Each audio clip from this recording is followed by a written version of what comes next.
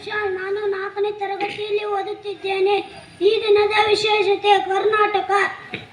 ಕರ್ನಾಟಕವು ಭಾರತದ ನೈಋತ್ಯ ಭಾಗದಲ್ಲಿರುವ ಪ್ರಮುಖ ರಾಜ್ಯವಾಗಿದ್ದು, ರಾಜಧಾನಿ ಬೆಂಗಳೂರು 1956ರ ನವೆಂಬರ್ 1ರಂದು ಸ್ಥಾಪಿತವಾದ ಈ ರಾಜ್ಯ ಸಾಹಿತ್ಯ, ಕಲೆ, ಪ್ರವಾಸೋದ್ಯಮ ಮತ್ತು ತಂತ್ರಜ್ಞಾನದಲ್ಲಿ ಮುಂಚೂಣಿಯಲ್ಲಿದೆ.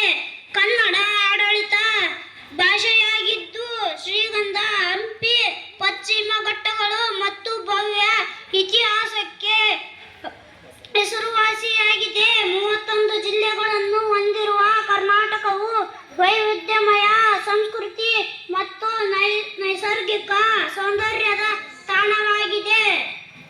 ಪ್ರಮುಖ ಮಾಹಿತಿ: ಮೈಸೂರು ರಾಜ್ಯವಾಗಿ ನವೆಂಬರ್ 1, 1956ರಲ್ಲಿ ಸ್ಥಾಪನೆ ಆಯಿತು.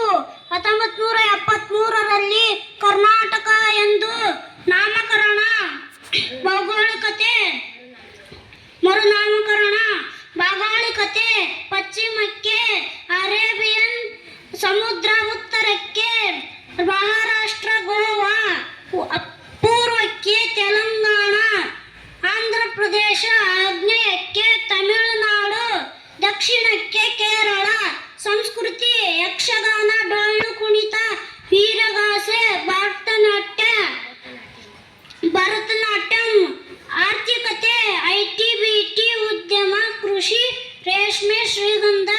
ಉನ್ನತ ಶಿಕ್ಷಣ: ಬೆಂಗಳೂರು 5ನೇ ದೊಡ್ಡ ಮಹಾನಗರ ಮತ್ತು ವೇಗವಾಗಿ ಬೆಳೆಯುತ್ತಿರುವ ನಗರಗಳಲ್ಲಿ ಒಂದಾಗಿದೆ. ಕರ್ನಾಟಕವು ದಕ್ಷಿಣ ಭಾರತದ ಹೆಬ್ಬಾಗಿಲು ಎಂದು ಕರೆಯಲ್ಪಡುವ ಮತ್ತು ಶ್ರೀಮಂತ ಇತಿಹಾಸವನ್ನು ಹೊಂದಿದೆ.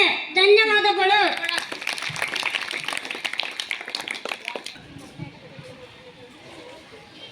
ಕರ್ನಾಟಕದ ರಾಜಧಾನಿ ಯಾವುದು?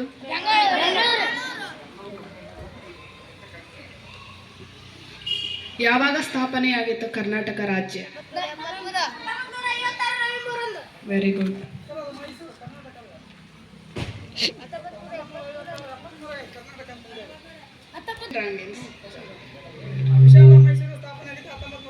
ಎಷ್ಟು ಜಿಲ್ಲೆಗಳಿವೆ? ದಕ್ಷಿಣದ ಹೆಬ್ಬಾಗಿಲು ಯಾವುದು? ಕರ್ನಾಟಕ.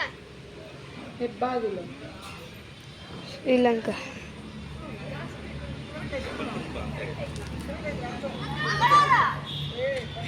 ಕರ್ನಾಟಕ. Very good.